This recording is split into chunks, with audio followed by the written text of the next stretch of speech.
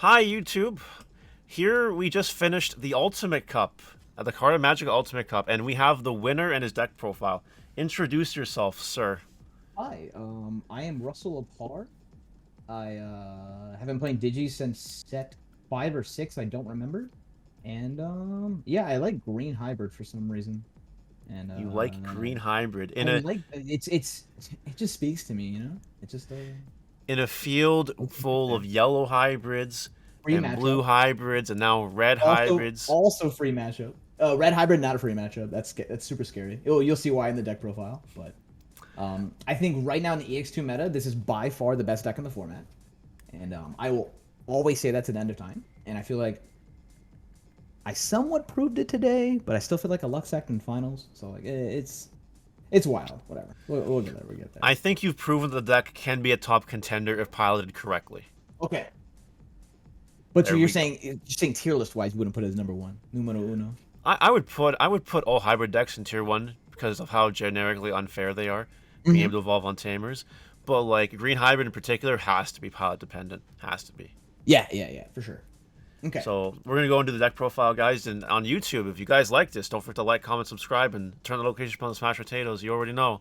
All right, go for it, dude. All right. So we're gonna start with the eggs. We got 4 little gummies.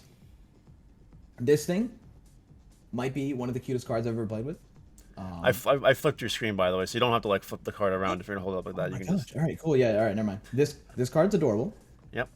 This card, I showed up to Philadelphia Regionals and paid $20 to buy this from the booth because I would like to be alternate art. This is super useless, and this could be a BB-Mon. But I didn't bring a BB-Mon with me last night when I did my deck profile, and I'd rather it to be a BB-Mon. So just play BB-Mon. Okay, sure. This card is cracked. It came out of EXO2, and this is somewhat giving you consistency. And you honestly don't draw as many cards or use this as often as you might think. The point is, since green has a really rough time drawing, that this is just like there to help out. Save these things out of the way. We'll talk more combos with that later on. Moving on to some of the rookies. I guess we'll start with the opener. We got 4 of the Memory Blocker Terriermon. Little cutie pies. They're broken in this format. You should buy them now, or while you're listening to this, or if you're watching the stream. And We literally just talked about this on stream. If Russell wins, Ooh. Terriermon buyout confirmed. So get this before market watch, guys. You got Yeah, literally like you have no time. Buy them. yeah, Floodgates are um, broken. yeah. Blood grapes are insane. Everyone in the next format, BT 10 or 9, BT 9, are playing Memory Boost, and so these are going to be good till the end of time as of right now. I mean, it doesn't do much else. You can go into Repamon for 3 with them, and that's why the deck is super, super solid. Here's 4 of the new Terrier. This little cutie pie says when you play a green Tamer, you can gain 1 memory. And so what this enables you to do is raise it, play one of the Kalumon that you play in your deck, and then play like a Mimi or something that's like ridiculously expensive, maybe like a JP, and memory choke your opponent depending on how much they give you at the start of the turn. Its other ability is it gets 2k when you spend one of your opponent's digis.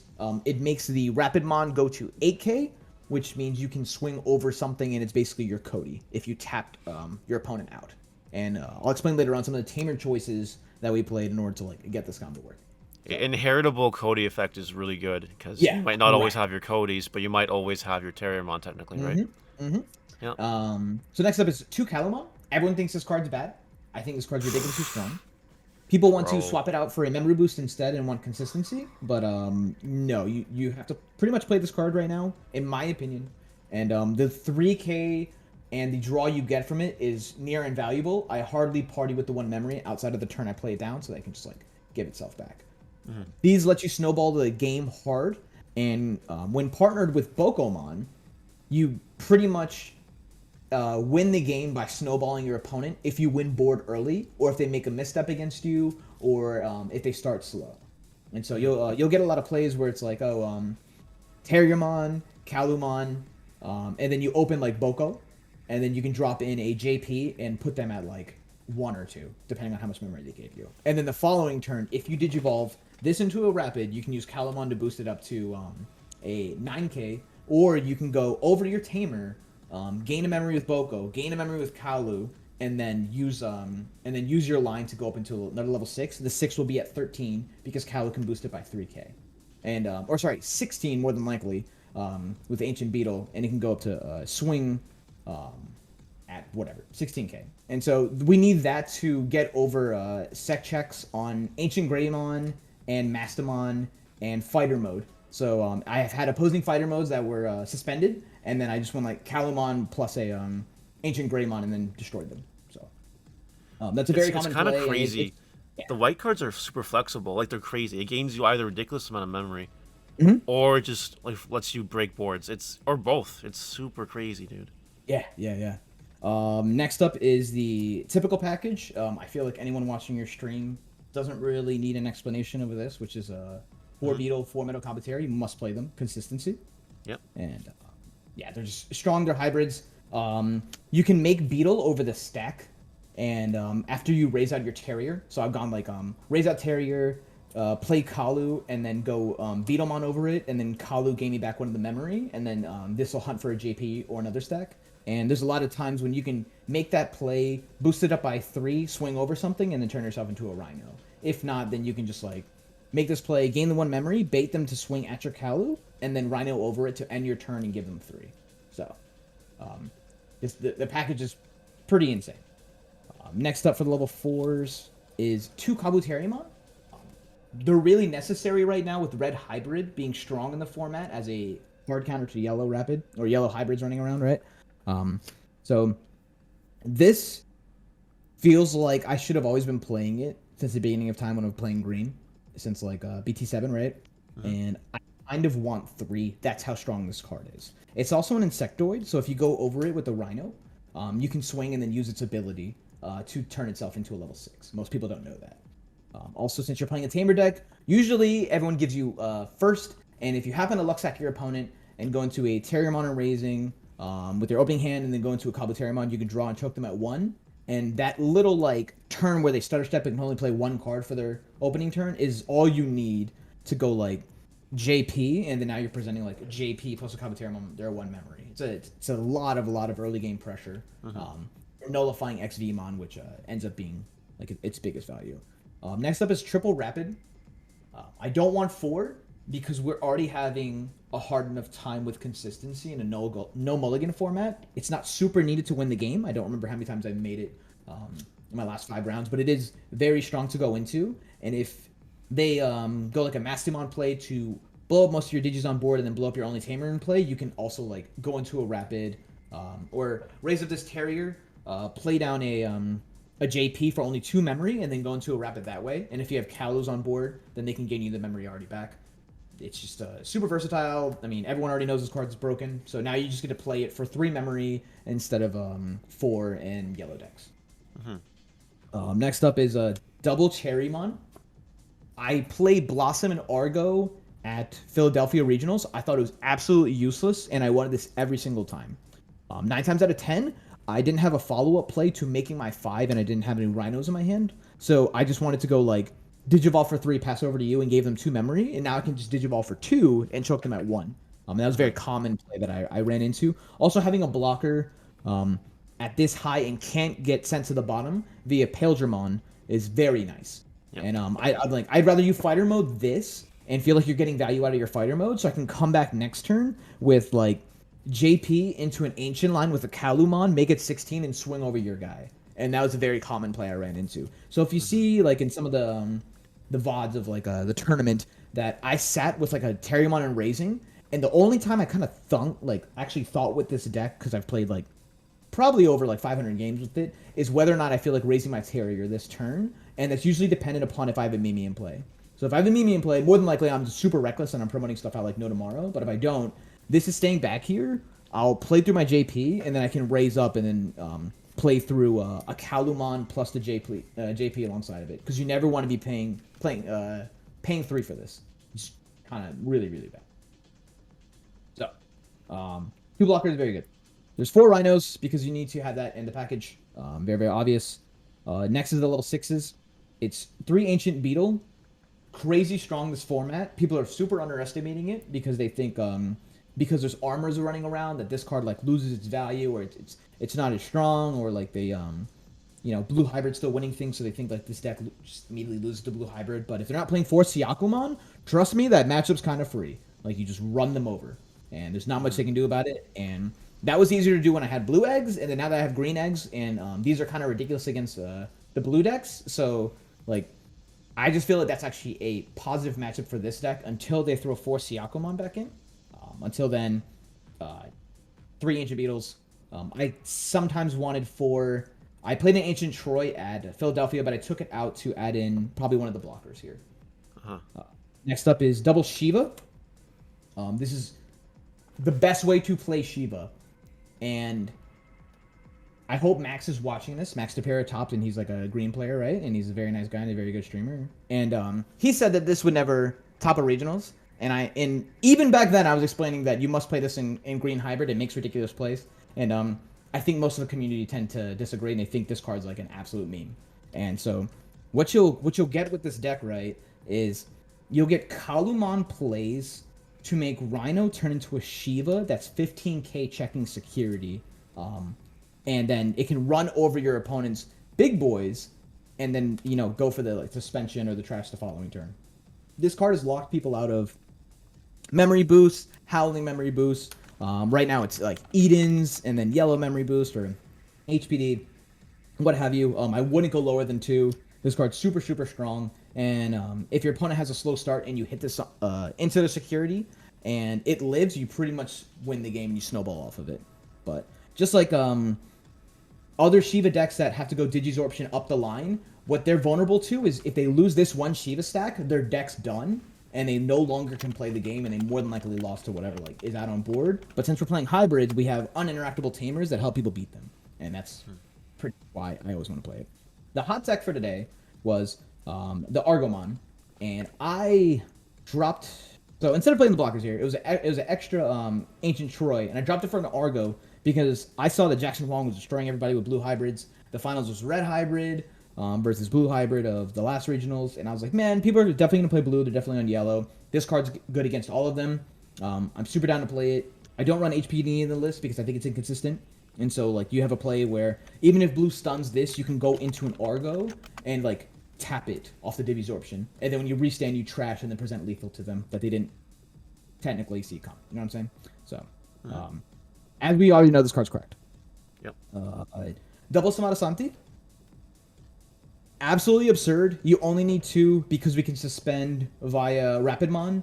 It'll proc the Gummymon draw, and it protects us out of security against a Paildramon going for lethal combo against you, or Fighter, or Reaper, or D-Reaper, right? So, don't play Thunder Lazian anymore. This card is a superior card. I had a match in the game in a tournament where I Samada Santi'd his fighter mode, and he tried to turn to an Omnimon and unsuspend and swing, but it can't do that because Samadi Santi says straight up it may not unsuspend next turn.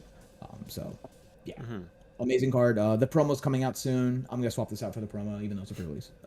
Fire. You can go up 1 more on these, but I'd rather see a consistency card at this point. Just make this the second green memory boost. 1 green memory boost. My logic behind this is I saw other people luck sacking this or like playing like Ying did, and he played like 1 purple boost, and other people are only playing like 1 boost in their list. Super down to do that. I figured I was gonna copy paste them, and just super down to sack people. Pog. Yeah. I'm super down to be like, oh look, my 1 of. Hey, let's get there, right? And I couldn't find a reason not to play at least 1 copy of this over another card in my list, and yeah. One mem boost. You can go up to 2 for consistency. One of my homies took out the Kalus because he's like, Kalu's bad. Play green mem boost instead. However, I like the 1. Yeah. Going into Tamer's 4JP. That's pretty correct. No. Sorry, 2 of your JPs are not max rarity, sir. Yeah. So what I did was, I made these 2 the alt arts, and then I made these 2 the pre-release. And the reason I did that is because it's funny, right? So, while I do have more JPs, I choose. This is the life I choose to be. This is who I am. And pre-release is just, it's nicer to look at. Also, like when you see one and you see the other one, it kind of like, I don't know. It makes me want to go over this one. It's weird. Like I want them to influence me. Talk to me, JP. You're the boy. I see. Spiritual connection. Got you. 3 Mimis. I was going to play 4, but I realized I need to have cards that enable me to luck sack out of my security, because this deck doesn't really do that, or green doesn't really do that in general outside of Megadeth, and that's blue. So I drop one of the Mimis and turn it into one of these Izzy Mimis in my hand, and that's the final 2 spots. These were absolutely cracked. This is one of the best decisions I've made with this deck, with this tournament, is playing 2 of these. It's like top security stack. Someone hits me and they act like they just swung into a Sora Joe, and I've done that multiple times and been very, very upset about it. But this allows me to do it where all I care about is applying pressure to them, putting my Calamons out here for bait, and then getting the extra 2 memory off of Izzy and Mimi. So some common combos that come up are the Calamon ones that I just explained. I wanted this to be a BBmon, so that way I can put it onto a Cherrymon, and when I block with my Cherrymon, turn it into 8K. And yeah, surprise 8K is kind of cracked, and I was hoping people that are playing Paildramon wouldn't notice that, and so I just kind of make 8K out of nowhere. Kind of spicy. You'll notice in a couple of my games, I'll play like Boko. When you go over JP, you gain 1 memory after you go all these. So like, I'm a very, very patient attacker and a patient player, and so there's a lot of times where I want to go wide on board and pretty much just like have my board out like this plus 3 Tamers. And if they're not playing Rapidmon, or they're not in a position to get Rapidmon out, that I feel super, super safe and comfortable making plays like that. I don't think many people find success with this deck because they don't really think about what to like how to navigate their way to the next like mid game or like late game stages of the game, and all they want to do is go up the line into a Rhino immediately make an Ancient Beetle and swing in, and that's going to lose you like a lot of games when you hit Megadeth and security, or if your opponent has like a strong answer against you. I'm trying to think what else. Kind of straightforward. Mimi's, obviously cracked. You can use it to throw out like a Terrier. I've had like double on board, swung 2 of these Terriers out, and then played a JP down for only 1 memory, and then choked them at 1. So it's just absurd plays all and over again. This card's really, really ridiculous. I don't think this deck dies in BT9. I think that I'm actually going to replace most of these level 6s for the other Grank line, and then play a hybrid version of Grank that will immediately start swinging on turn 2 or 3 and force them to have their combo stack to OTK me. And because Grank can come out as an Insectoid, Rhino can turn into it, and you can use its ability to retarget stuff. So what's going to end up happening is like Memboost turns into the antibody option, and then all these level 6s turn into the Granks. You can play the starter deck Grank instead of playing the Digibursting Grank, and you can get an extra Russ on them at like 15k sec plus 1 into their security. And I more than likely can't play like the Kalumon on that list, or like the Rapid combo. However, I'm just kind of reevaluating all that right now. Here's a question for you. Yeah. Let's say hypothetically, we return to BT7, the sequel format, and people start playing Siakumons and equivalents out of nowhere. Yes. How do you anticipate a that? change to this deck to navigate that? You can turn the Kalus into more Terriers and then add a 4th Rapid, and if they play Siakumon, you just game them with it. Value that. I don't think blue hybrids can actually handle a Rapid deck that is applying pressure. And I can also go take 1 Shiva out and turn into another Argomon, and you kind of counter them that way.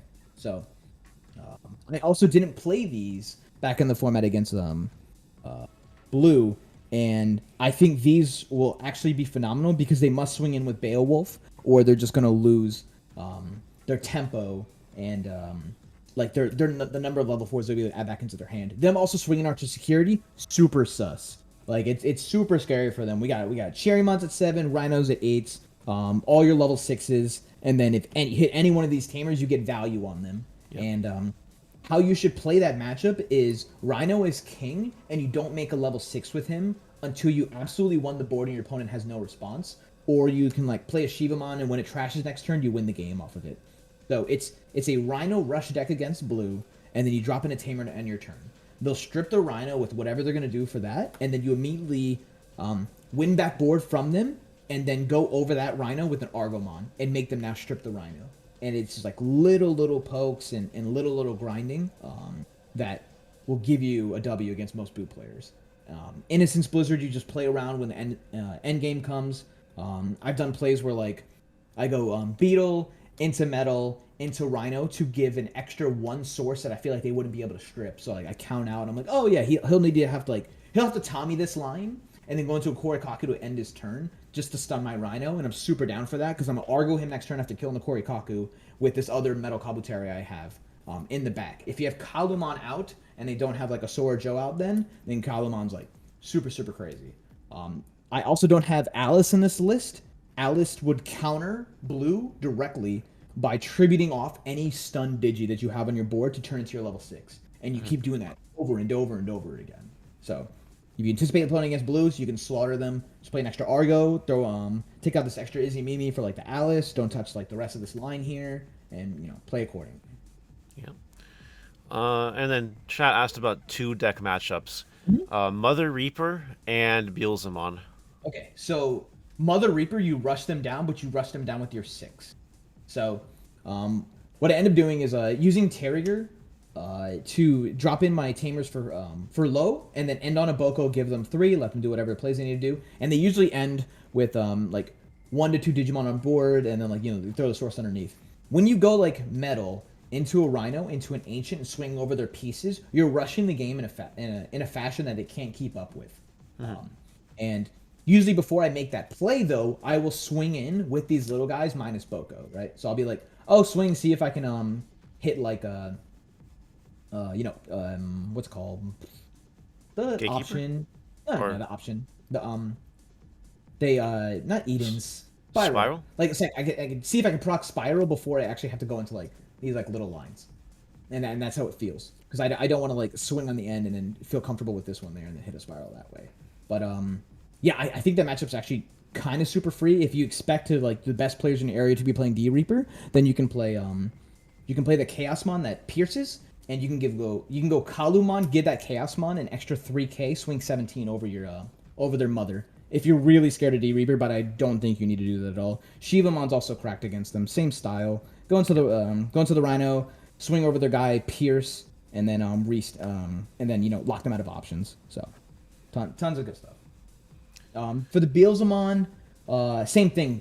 They cannot keep up with the amount of pressure that your deck exerts. Also, like, they need to constantly try and play around this because the Soulmon and the level 5, whatever one that keeps getting the memory every time they trash, they'll need to work hard to clear this off the board.